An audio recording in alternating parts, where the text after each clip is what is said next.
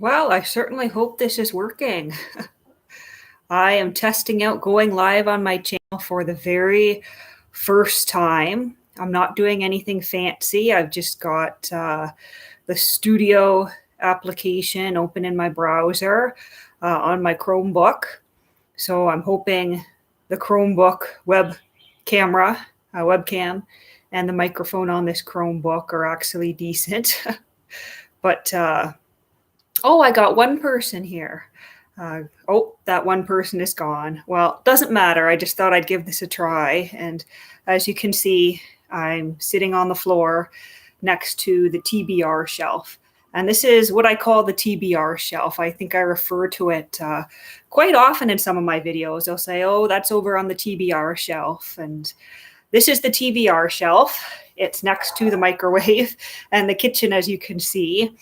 But it's only partially a TBR shelf because the black one in the corner with the teapot and all the junk on it and the dish racks leaned against it. Not the dish racks, the clothing racks. That was the original TBR shelf, and it is still half TBR shelf. But this one here is the current TBR shelf on the go. Now this layer here is no longer TBR. I've read that and I've just left it there because everything else is full. But down here are the books that I would consider, on the go. Almost every last one of these has a bookmark in it already. And if not a bookmark, they're ones that I'm going to be considering starting soon. And so what do we have here? We have a new edition that I picked up just a couple of weeks ago, which is Selected Letters of Robert Louis Stevenson.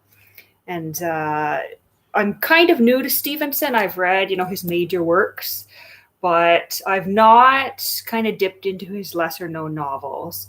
And I recently read a collection of his letters, the letters between him and J.M. Barrie.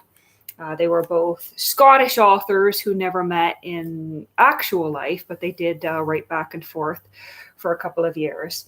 And so because I had read his letters to Barrie and Barrie's letters to him, I was interested in picking up more of his letters.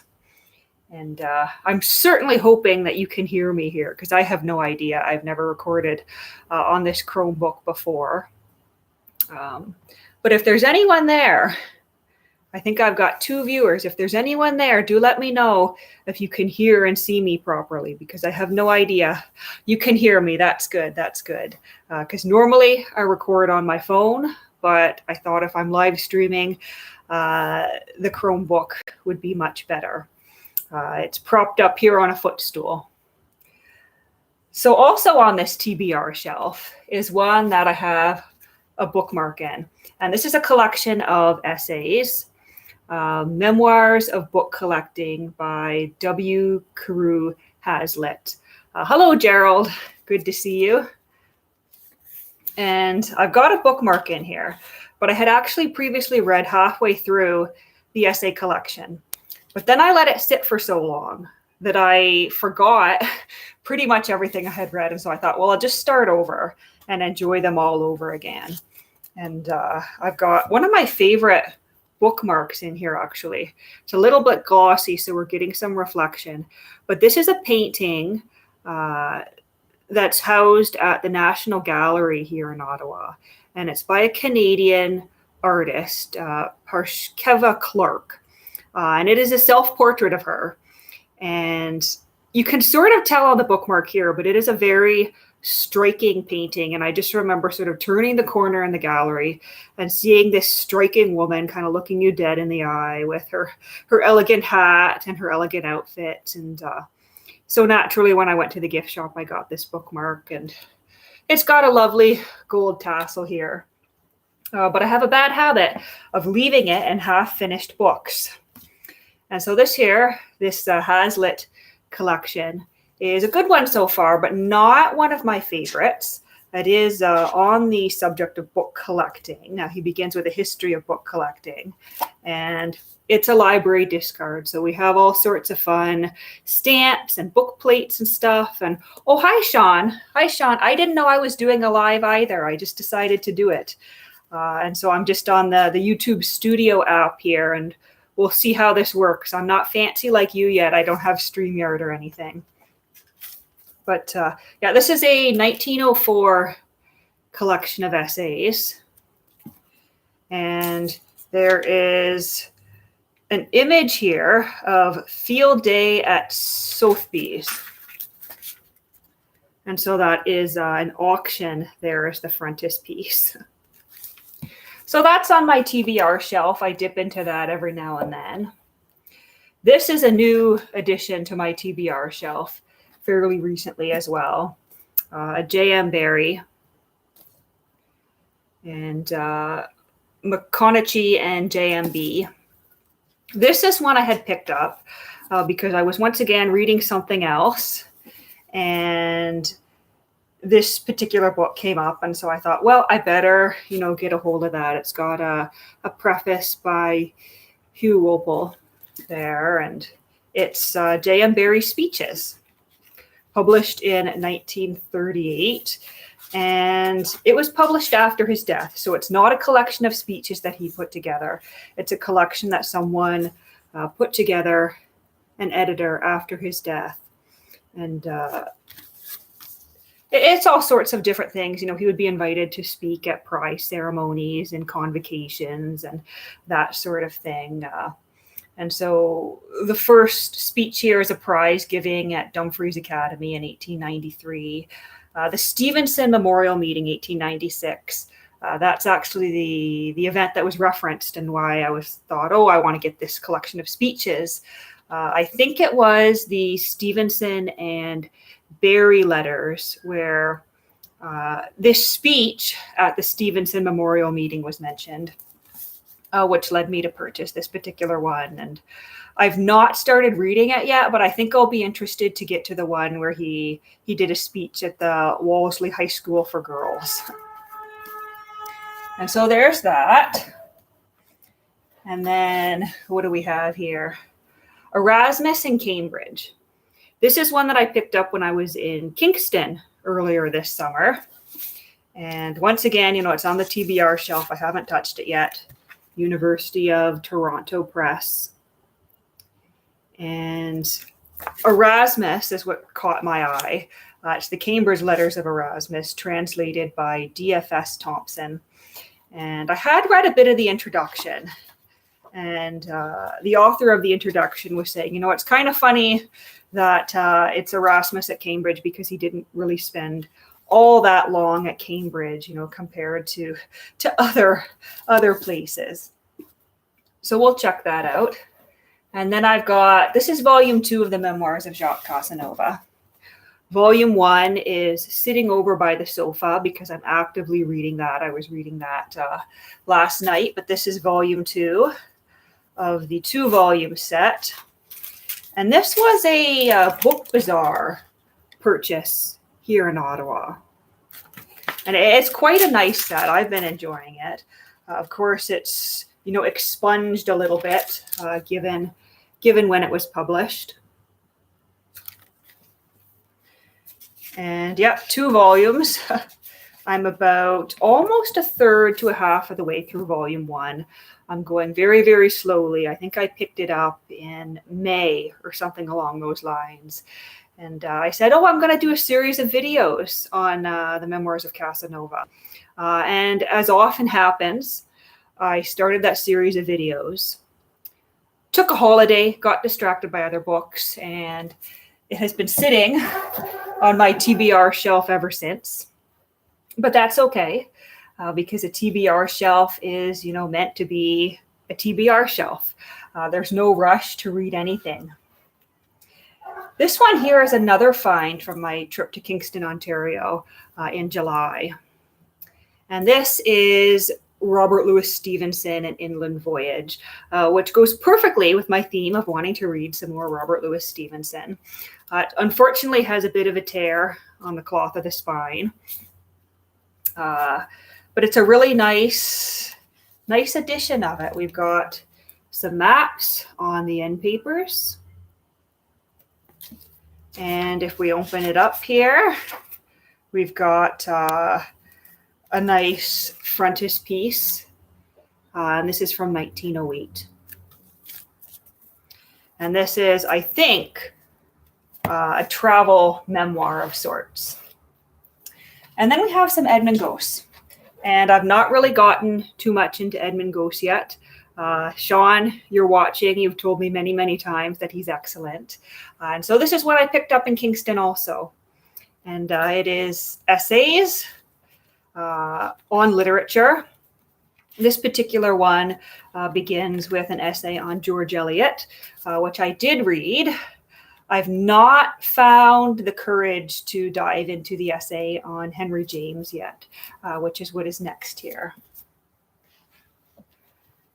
And then next on the TBR shelf, we have My Steady Window, which is one of my purchases from Endicott, New York in June. And so this is a collection of essays once again. You'll notice a theme here.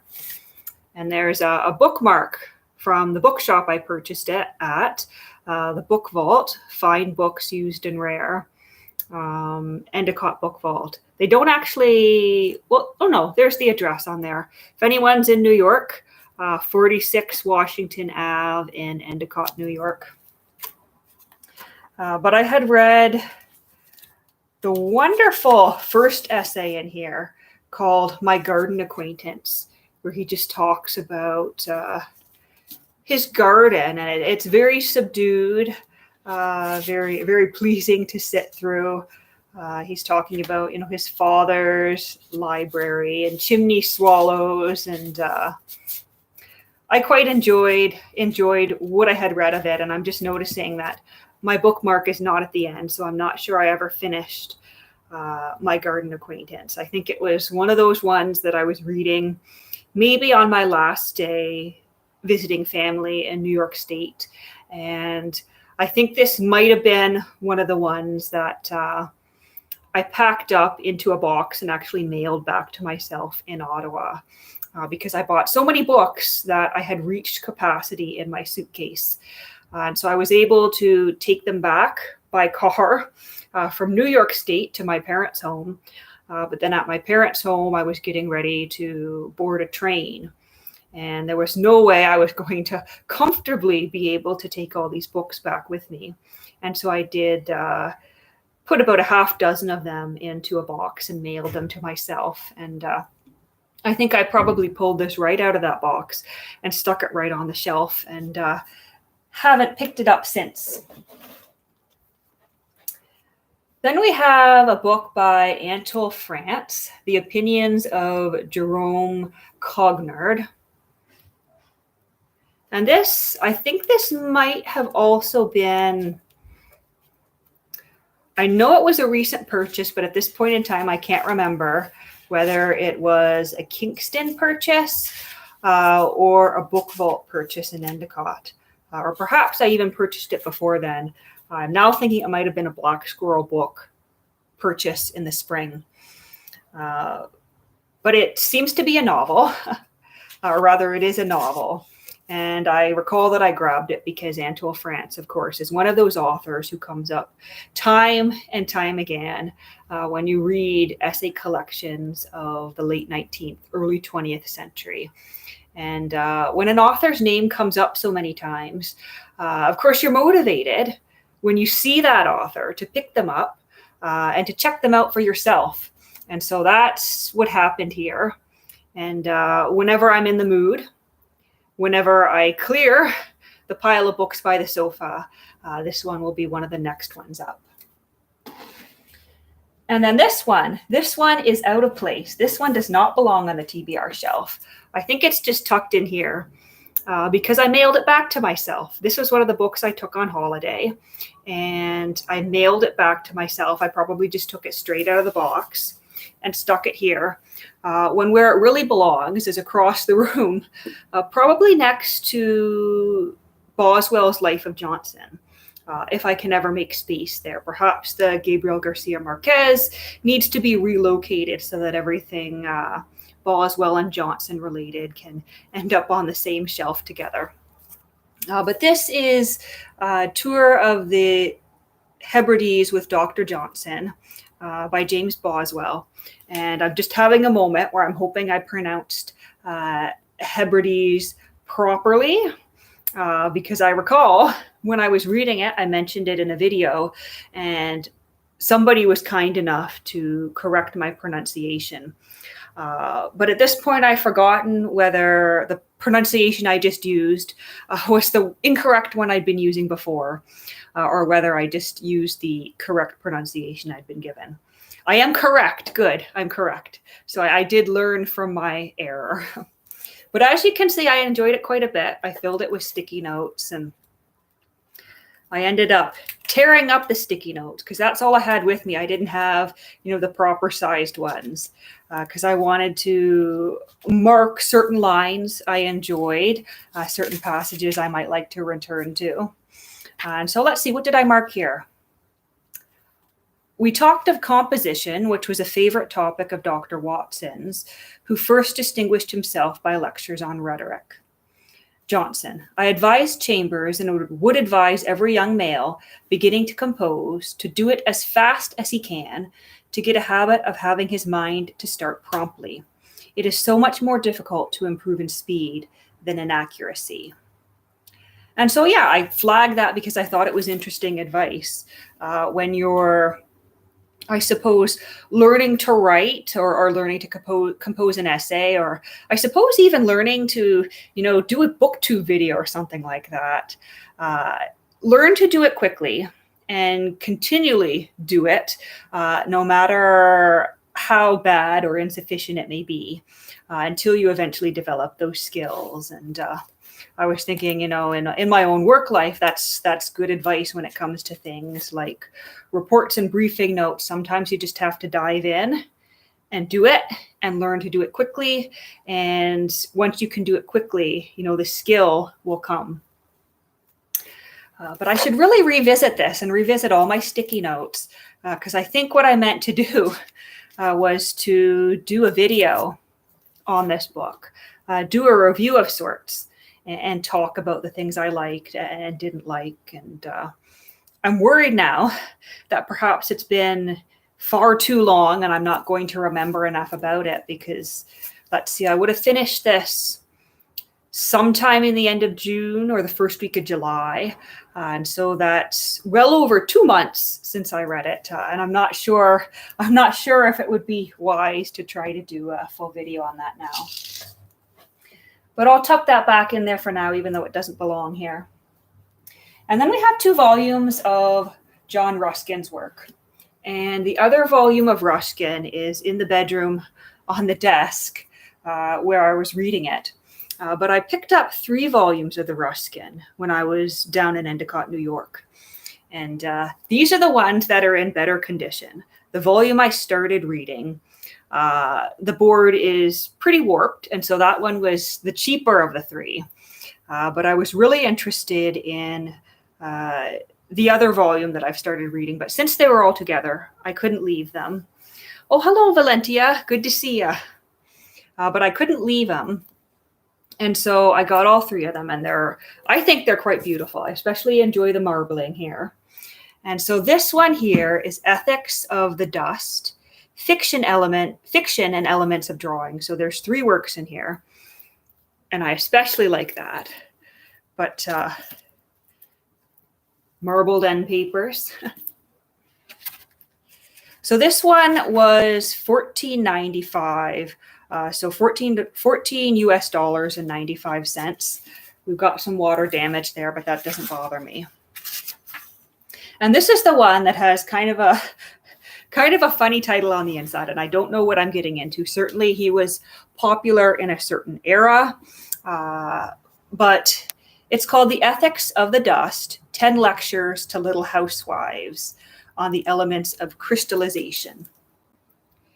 And I was pleasantly surprised with the Ruskin I've read so far, because when you see a title like 10 Lectures to Little Housewives, You think it's going to be, somewhat condescending and archaic and perhaps a little bit chauvinistic. But from what I've read of Ruskin, I didn't find it that way at all. And so I'll be interested to see if this work holds up in the same way. Certainly, it's not something that you would, take these ideas and say, these are 100% applicable to the year 2022.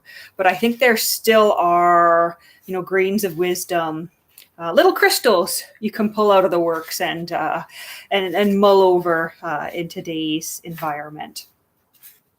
But so we have a number of lectures which make up the ethics of the dust, the Valley of Diamonds, the Pyramid Builders, the crystal life, the crystal orders, crystal virtues, crystal quarrels, home virtues, crystal sorrows, the crystal rest, and then we end that and we have fiction, fair and foul. Then the elements of drawing, which I think might be somewhat entertaining, in this era. You think like Jane Austen or something, and you think, oh yes, one of the qualities of an accomplished woman, drawing. And so I think it's interesting that it would be paired with a book for women, but I'm sure it'll be very interesting, if not entertaining. So there's that one. And then the other volume is Crown of Wild Olive. And then the spine just says, etc. And once again, the beautiful marbled end papers. Some more water damage. Clearly, they all got water damage together. But this is the Crown of Wild Olive. 3 lectures on work, traffic, and war. And yeah, so the Ruskin is interesting. Probably not everybody's cup of tea. But so far, I found him very enjoyable, and the writing style isn't difficult at all. You can just kind of dive right in and go with the flow. And although his sentences aren't always the kind of structure we would be used to today, I wouldn't exactly call them difficult either. So that's on the TBR shelf. Then we have another purchase from Kingston.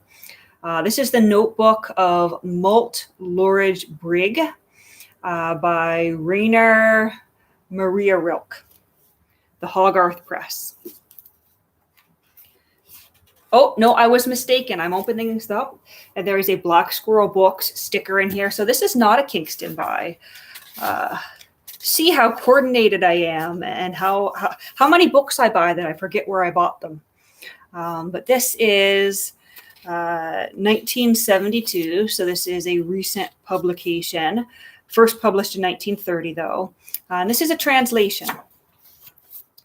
And I think what kind of caught me off guard here and why I purchased it is because I opened it up and it begins with a line, "People come here then to live. I should rather have thought they came here to die." I had been out and I saw hospitals. I saw poor fellows stagger and fall. People gathered round him, so I was spared the rest. And I just thought, it was an interesting way to start, because I do believe this person has entered, Paris or something along those lines. But as I said, I don't know, because no dust jacket, no synopsis anywhere to be found. Then we have a vintage Penguin paperback here. And this is a G.K. Chesterton novel, The Innocence of Father Brown.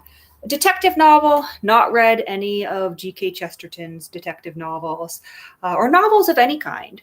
And so I grabbed it thinking I'd give it a try. Once again, Black Squirrel Books find.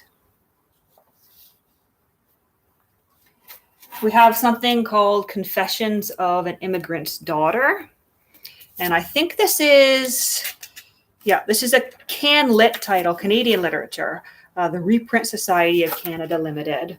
And it was the format itself that kind of caught my eye, because I'm not sure I've seen this style before, or this publisher anywhere where I've looked. It's out of Montreal. And of course, it was pleasant because it's got someone's Ex Libris sticker in here. And it appears to be an immigrant's story of someone coming to North America. We've got chapter titles like Introduction to Exile, Tales Strange and Varied, False Security, New Worlds to Conquer, Solitary Christmas. And not sure about the original publication date of the work, but we do see that this particular edition was published in 1949. And it is a reprint, and I think the original would have been published by Ryerson Press. So that's a novel. And then we have more essays on the TBR shelf. Camelot Classics, essays by Leigh Hunt, edited by Arthur Simmons. Little volume here, a little bit warped. As you can see, the boards kind of squish in at the corners. And this is a collection from London.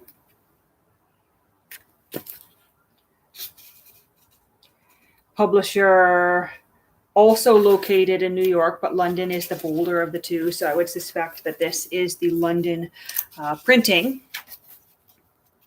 And I don't know anything about James Henry Leigh Hunt, but I did, know enough to see that it is a collection of essays. And there was one in here that particularly caught my eye. Let's see if I can find it again.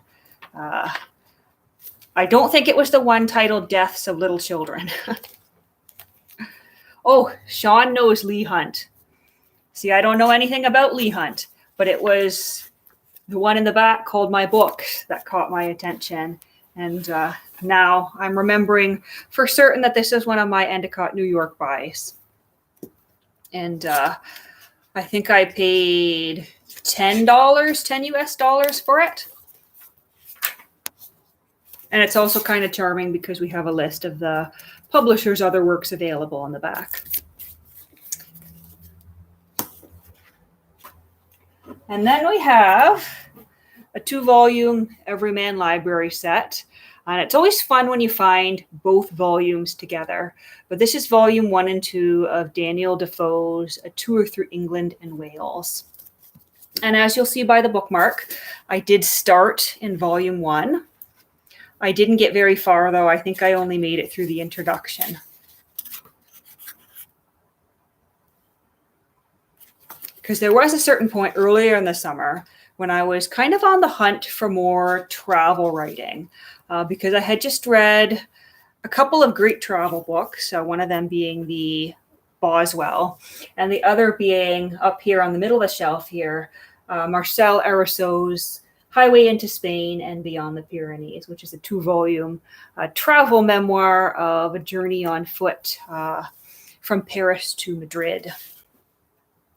And so I had read those ones and I wanted more travel writing, and I saw the Defoe and I said, well, I haven't read a lot of Defoe. And this looks like a good one. There seems to have been a time when tours and travel memoirs of all kinds were kind of the popular thing to write. Nowadays, I think, with the internet and how easy it is for people to not only travel, but, turn on a YouTube video or a documentary, that kind of literature isn't quite so popular. And so that is sort of the end of this layer. Up here are the red ones. And I think I'll skip those, and I'm going to reach up higher to another layer here where I have some more travel books.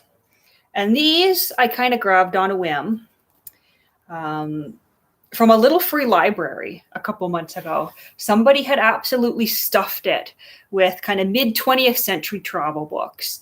And I do wonder whether they traveled to these places or they just kind of read these in Ottawa and dreamed about traveling there.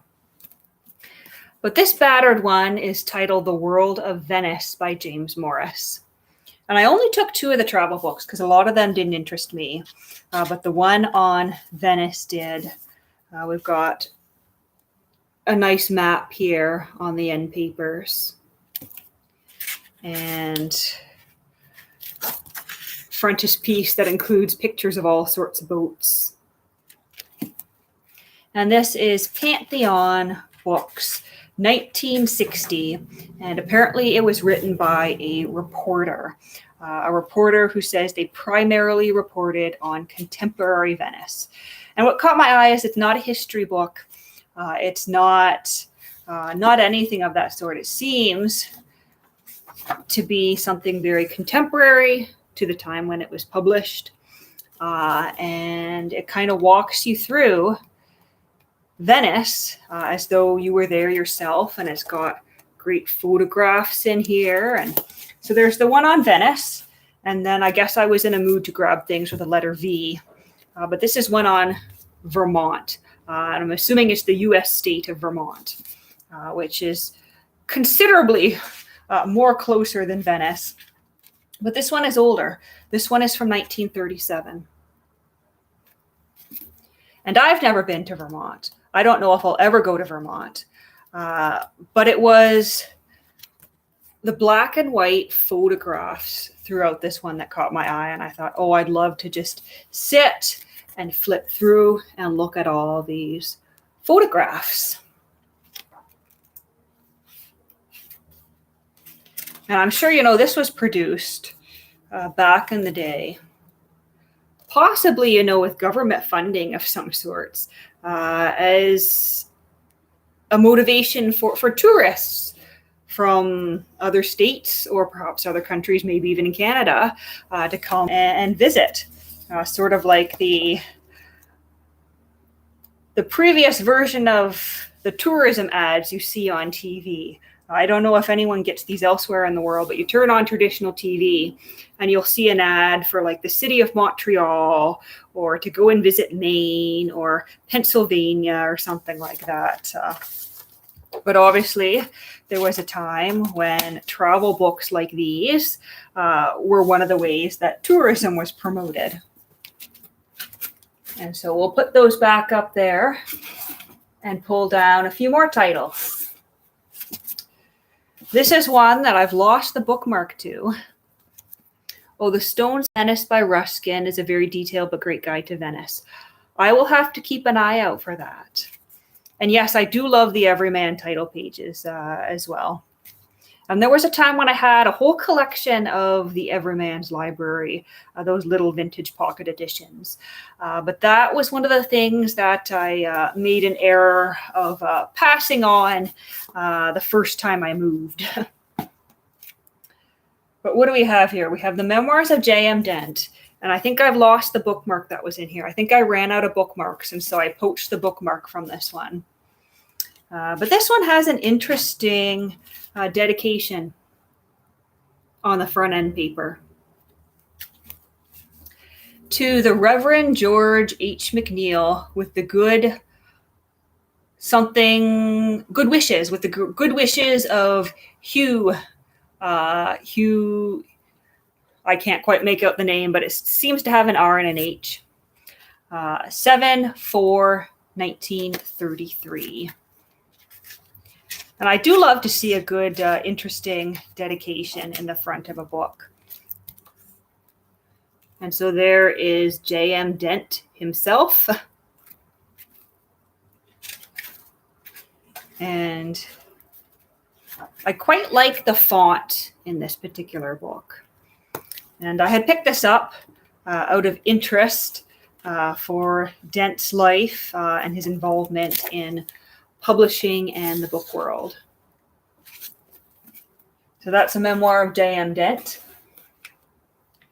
And then we have this one on Books and Arts by Frederick Wedmer, Hodder and Stoughton. And unfortunately, I think it's gotten wet at some point, because this is, I think it's vellum or leather of some sort, but it feels kind of rough, like it's gotten damaged at some point. Whereas it doesn't feel as rough here, but here it almost feels like sandpaper, which I find it hard to believe that's how the book was originally produced. And so this is from 1899, and it is a collection of essays on books and literature. The first one is on the short story. We've got one on rare books, Balzac, which was one of the chief attractions of this book for me. George Eliot, Joseph Jefferson, the Duchess of Malfi, Rembrandt, Dutch 17th century drawings, French 18th century painting, Macbeth and Irving, Zola's Thérèse Raquin, Gainsborough, Millis, Burne-Jones, Francis James. And so it's a mixture of, topics I'm interested in, authors and artists I'm aware of, and some that I have no idea who they are. This new microwave by the bookcase meta is going to revolutionize how people do bookshelves. So the story here is that obviously with a microwave, you've got to plug it directly into the outlet in the wall. It's not safe to be running extension cords all over the place. And the cord is only so long, and I want it to be remotely near the kitchen. And so I'm kind of constrained by the outlet behind this shelf. And there's no room in the actual kitchen for it. So the microwave is stuck there. And unless I want to stick my sofa beside the microwave, it's sort of, well, you got to have a bookshelf next to it. Either that or it's rearranging the entire furniture of the apartment. Then we have up here my copy of Biographia Literaria by Coleridge. And it's kind of damaged, Jm Dent and Sons. But I had previously read this work in, I think it was a modern library or an Oxford Classics. I think it was an Oxford Classics edition. Contemporary paperback. It was fine, but I saw this and I was like, well, I got to have something a little bit older because it just seems right to have the older works in older editions. I think the only downfall with this edition is that the font is quite small, but it is pocket size, so you can toss it in your purse and go. So this is a reprint of the Jm Dent edition from July of 1913, but they first published it this way in 1906. And then we've got a heavy one. This one gets kind of shifted to and fro around my apartment, depending on where I've been reading it, and if I've been reading it. This is the complete works of Montaigne. And as you can see, the bookmark's here for now, but I'm not necessarily reading it in order. I've listened to some of the essays on audiobook in the past, and I dip in now and then depending on which topic. There is a table of contents, and I do kind of mark off with pencil after I finish each essay. And then we have a recent addition to my TBR shelf. And these are Edmund and Jules de Goncourt, Volume 1 and 2.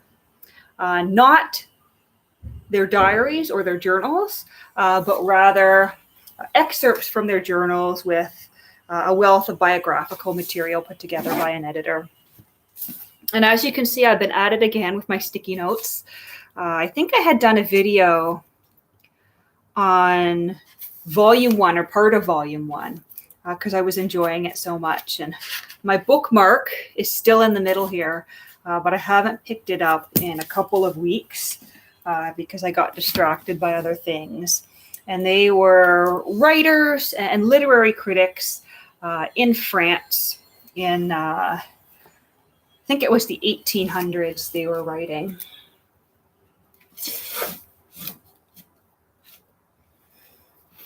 And then here's the other volume of, Sean says every man fits in his purse all the time. Well, it certainly fits in my purse. But this is Volume 1 of the Memoirs of Casanova that I have been reading. There's my bookmark in there now. I'm enjoying it.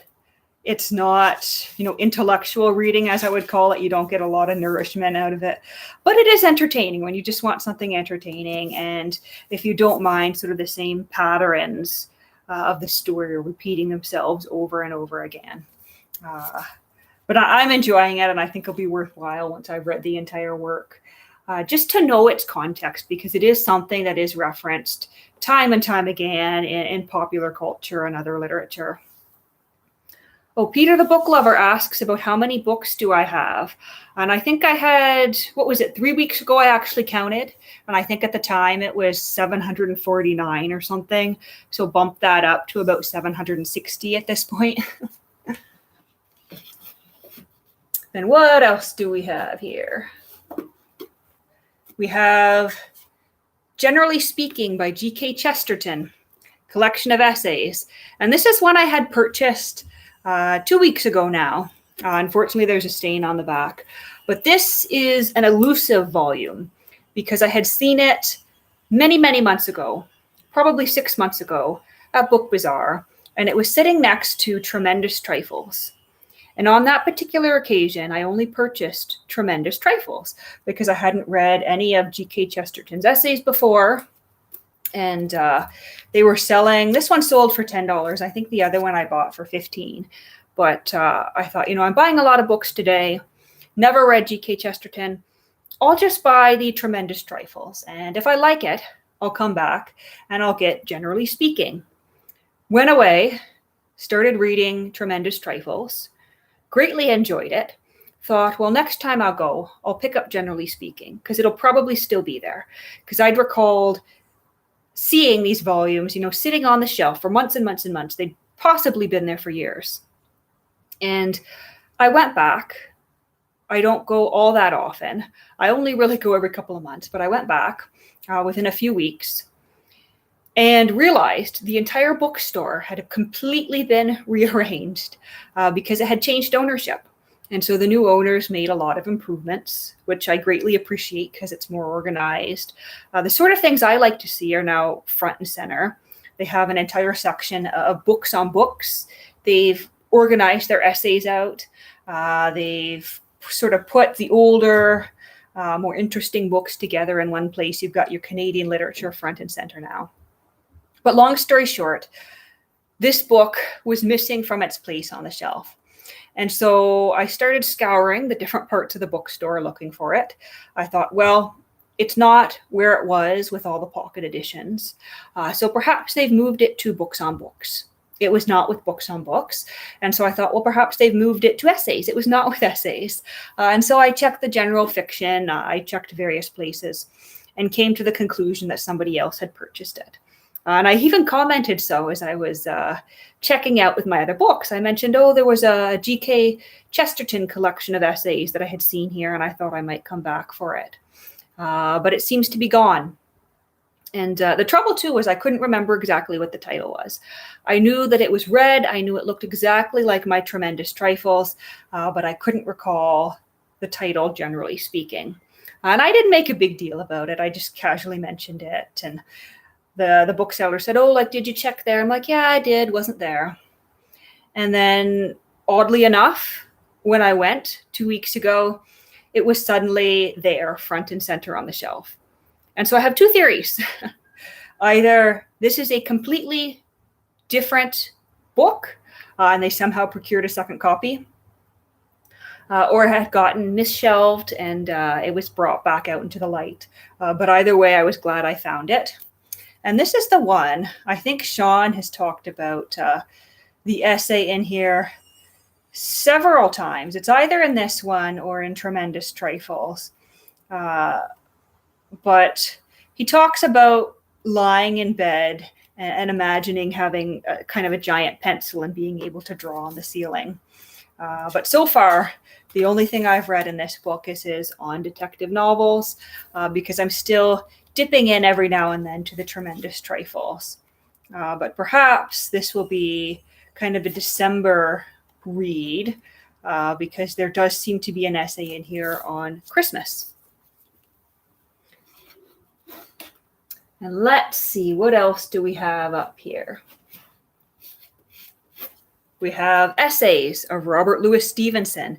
And this is one of two collections of Robert Louis Stevenson's essays that I have. The other is a collection of criticism. This one is just generally called Essays. And it's got, I don't know if you can see that very well, but it says Modern Students Library on the front. And I'm just seeing a comment. How many books do you tend to read at once?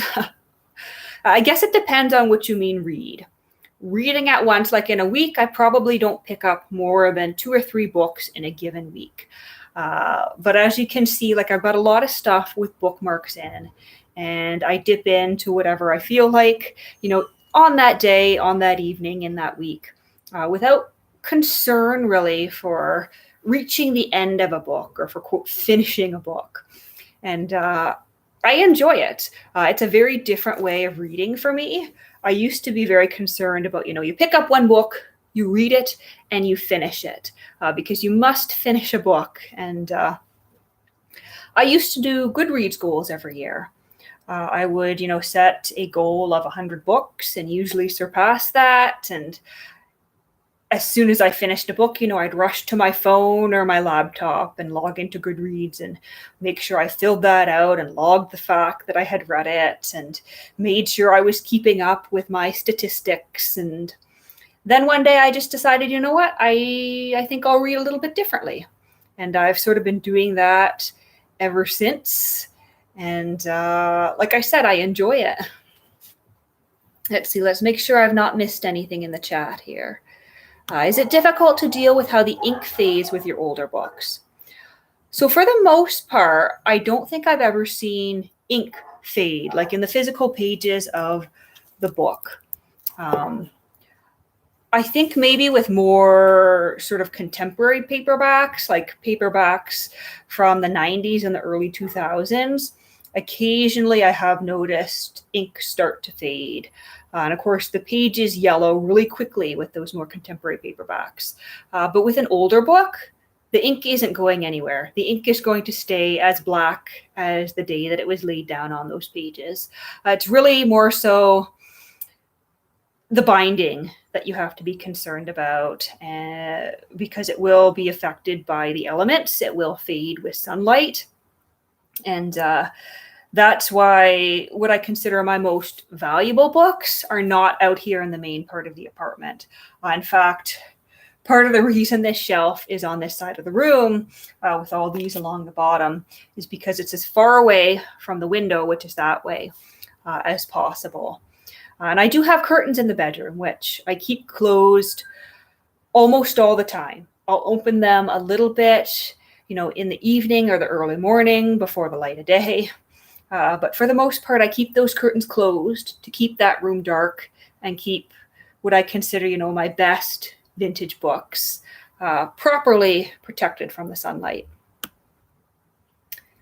What else do we have here?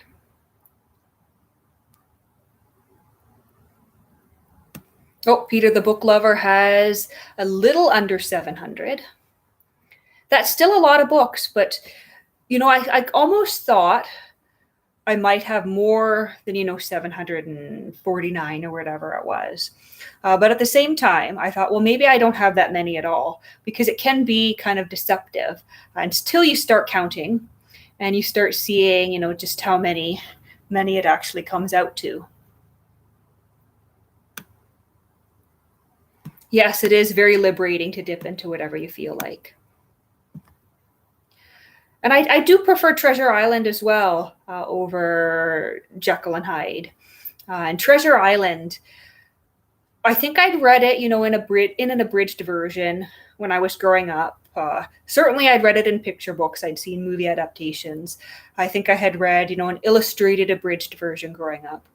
But I hadn't really read it in its entirety until I think it was the summer of 2020 when I was listening to a lot of audiobooks. So maybe I can say, okay, I read it in air quotes because I did listen to it. But I listened to it on audiobook while taking walks, and I enjoyed it so much. And I think with an adventure story like that, the best way to consume it is really to listen to it or to have someone read it aloud to you, because as a kid, it's the sort of thing that would be read aloud by a parent, and it's definitely something that lends itself to being read aloud. Jekyll and Hyde, I do recall reading that as a teenager, and I had, of course, heard the plot in pop culture before that, and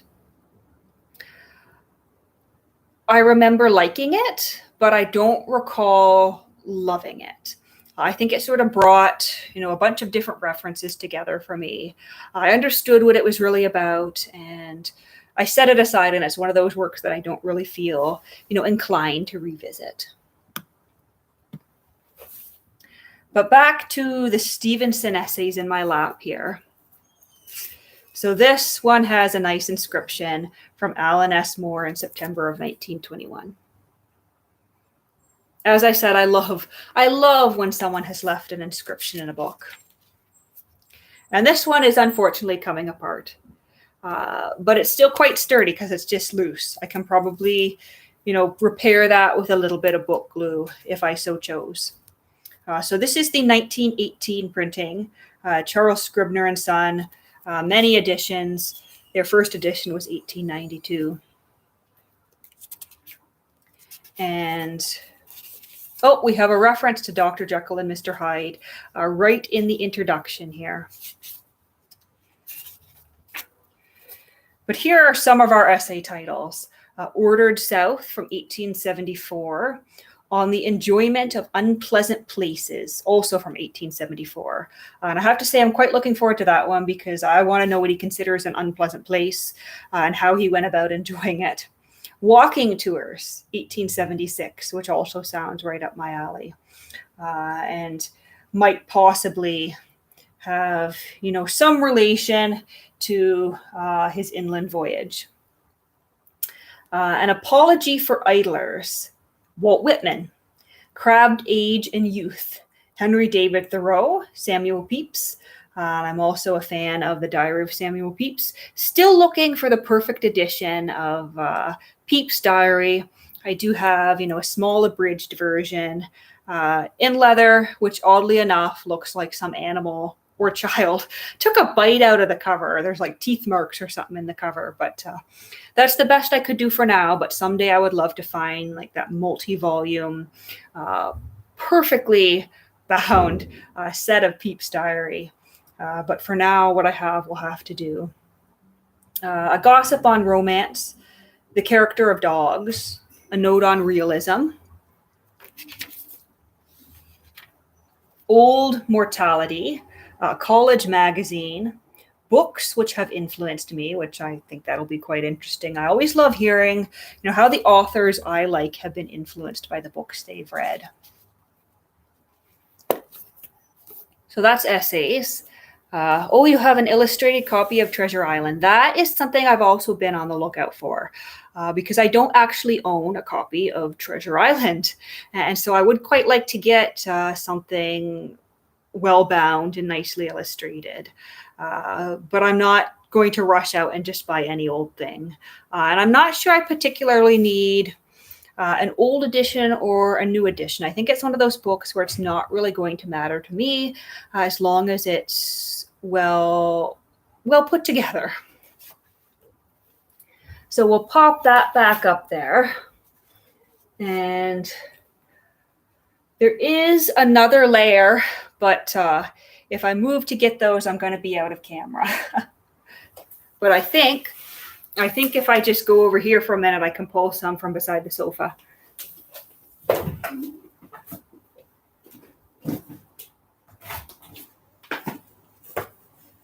So here's the sofa reading. This is what I was reading last night. So we have the Journal of Emily Shore, which I have been slowly reading aloud on my channel. And I know reading aloud a journal certainly isn't everybody's cup of tea, but it's something I'm really enjoying.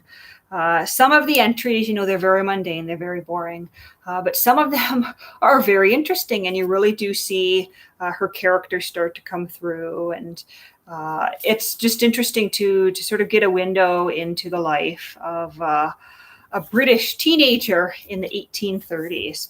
And when I was on a live the other day with Sean and Mark, Sean mentioned the yellow Moody's library sticker he recalled seeing on the cover of one of my books. And as we both correctly recalled, this is the book, and so it would have been part of the Moody's lending library back in the day. So Mark is asking, are people usually surprised when they noticed your collection? Yeah, they're a little bit surprised. I don't have that many people over to my apartment. Usually the people that walk through the door of this apartment are well aware of my love of books and the fact that I'm going to have a collection. But I think it does surprise them just a little bit, just to see how many there are and the age of some of them. That's one of the things that I've noticed about people who don't know books. As soon as you say, oh, I picked up a book from 1874, they start to ask all sorts of questions like, oh, like where do you store that? It must be so fragile. And when you say, well, I just keep it on a shelf in the bedroom, it's like they don't quite understand. And, I try not to talk about books too much to people who are not into books, because it certainly probably isn't polite to impose your hobbies on other people who don't care. But yeah, I would say when friends see the true extent of the collection, they are a little bit surprised and interested too. Even people who don't care a bit about books are always interested when you hand them something over 100 years old and say, look, have a look at this, look at how it's bound, look at the frontispiece, look at the images, or, look at this particular title. They show interest if you hand them something old. But yeah, so I've been reading Journal of Emily Shore. And I'm also reading at the moment Familiar Studies of Men and Books, which is the other Robert Louis Stevenson essay collection I've got. And there's my sticky note bookmark in there. There was a ribbon bookmark, but that's one of the things that tends to go when a book gets old. Books from the late 19th, early 20th century sometimes have these delicate, silk ribbon bookmarks in them. And they tend to dry out and rot at the spine, especially if they've been left tucked into pages. The moment you try to move it, it kind of disintegrates. And that's exactly, unfortunately, what happened here. But I kind of like the end papers in this one. They're kind of unusual. It's a garden trellis. And it's not entirely clear what's on there. It could be some sort of wild rose. It almost looks like a morning glory, but I'm sort of leaning towards it being wild rose. And I'm currently part of a Voxer group that's doing a read-along of some of these essays. And so this edition is from 1905, Men and Books, and this is the fine paper edition.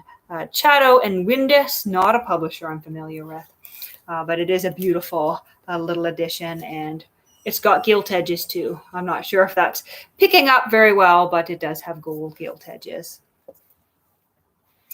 And maybe I should just read you some of the essay titles as well, like I did with the other.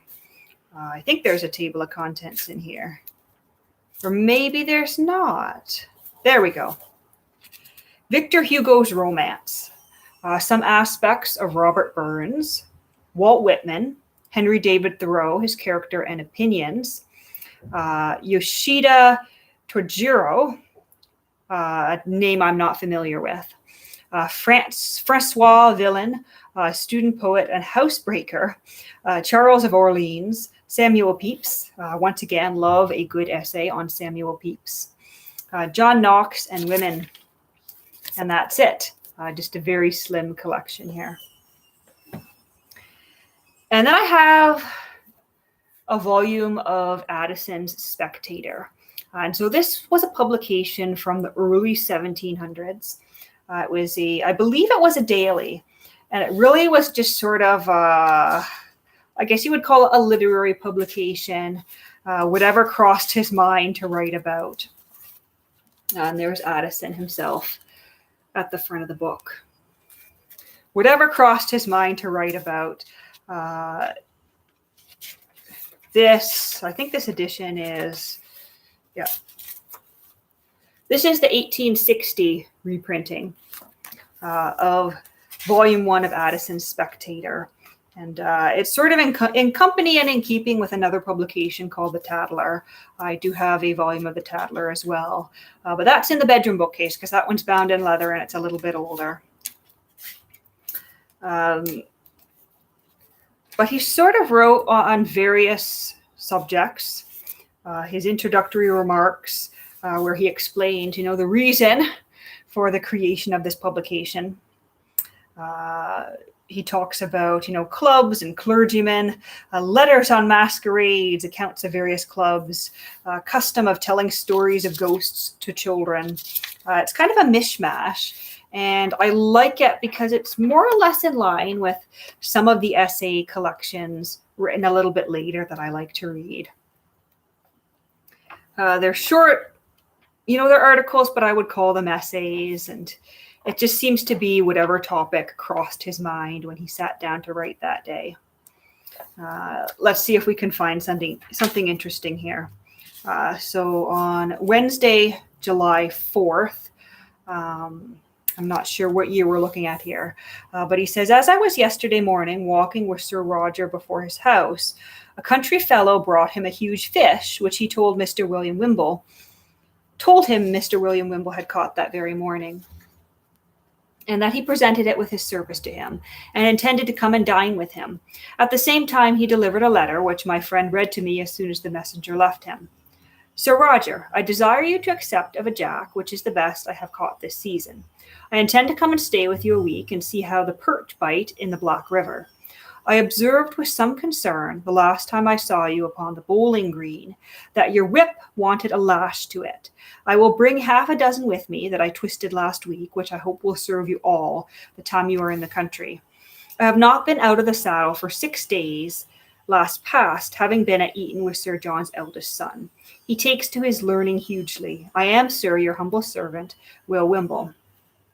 And he goes on to talk more about the letter and Sir Roger. And so it's almost an exercise in gossip, certainly. But then sometimes he'll go off about like Plato and Aristotle and contemporary authors of the day. And I quite enjoy it. And there was a gap on this shelf for it. But I think I filled it with something else. Hence why it was left over by the sofa. But let's see, I've been going for an hour here, so maybe I'll leave it at that. I'll just take a peek in the chat. I don't know if anyone wants to share any insights or ask any questions before I go. As I said, this is my very first time going live on my YouTube channel, and it seems to have gone okay. Not doing anything fancy, no extra apps here. I just went live in the YouTube studio, which I wasn't sure how difficult or how easy it was to do, but it seems to have been quite easy. And I'm assuming, because no one's complained, that the video and audio quality on this Chromebook must have been okay. But I'm glad that everyone stopped in today. And I guess I will talk to you all again soon. Have a great evening, everyone.